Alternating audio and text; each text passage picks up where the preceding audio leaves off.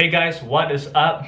I'm Leon from Strongest Moral Training, and today I'm going to speak on a topic that's very close to my heart, which is about coaching and the fitness industry.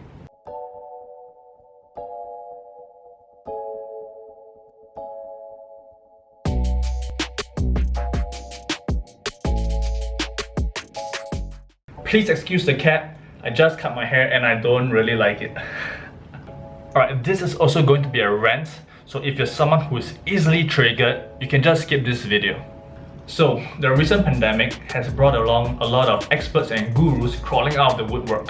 And recently, a very famous influencer has also been ousted by the fitness community as someone who is not a very legitimate source.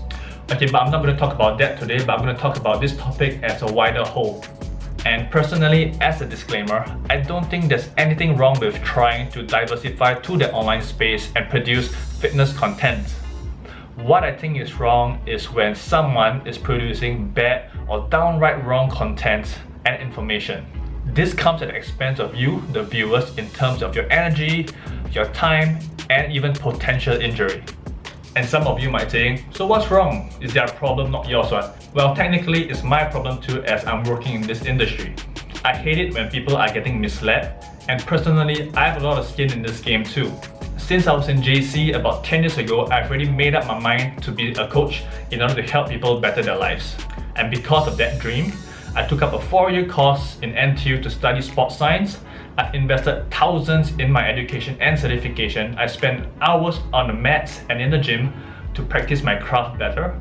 And I've also spent hours coaching others. So when someone who doesn't even have the basic exercise certification tries to coach others to do stupid things, I get very triggered.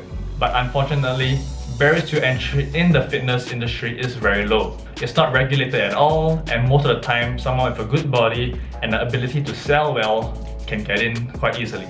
Even some of the personal trainers that you might know of, they won't even have a certification to their name. And of course, I know that certification isn't everything, but knowledge is very important, because we are basically trying to teach someone to exercise well and exercise properly, and exercise is a science. If you don't even have the basic foundations of science, how will you be able to coach? And in my line of work, there's a very popular saying that if you cannot convince, you try to confuse.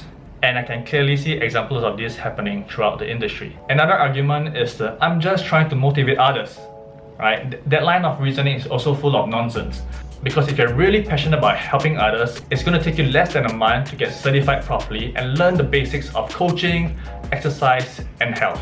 And if you really wanted to help others, at least know your stuff before producing the content. Take the time to do the research, to check and vet things like your technique, exercise progression, and so on before giving it to the masses. But you know why that doesn't happen? It's because it takes time and effort to do the research, the practice, and the study, and no one likes to do the hard work.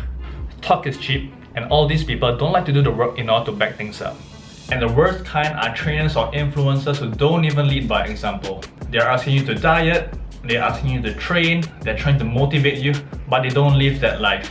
A trainee of mine said that it was easy to look a certain way behind the camera, and it is very true. If you're asking someone to do cleans and your own form is trash, or if you're asking someone to do 100 burpees but you can't even do 5, you got some reflecting to do. And of course, there's always an exception. If you're training in a very advanced athlete, that's okay. But most of the time, you as a fitness leader should be leading by example.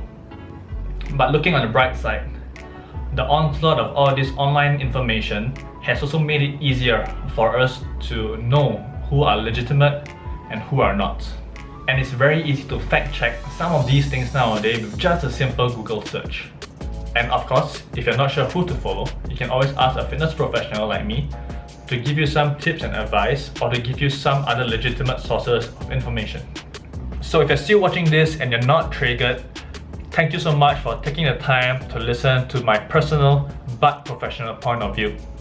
All I hope for is that the next time you look at a fitness influencer or personal trainer, make sure you're listening to someone with the appropriate experience, appropriate education, and someone who leads by example. This is so that you can maximize your own time and effort. And if you're a fitness influencer or personal trainer who really wants to improve their game, right, hit me up. I'll be happy to give you some tips and advice on how to educate yourself better and to gain the proper experience in order to help others better. So I hope you guys understand a little more about where I'm coming from now, and thanks for taking the time to listen to me, and I'll see you guys in the next one.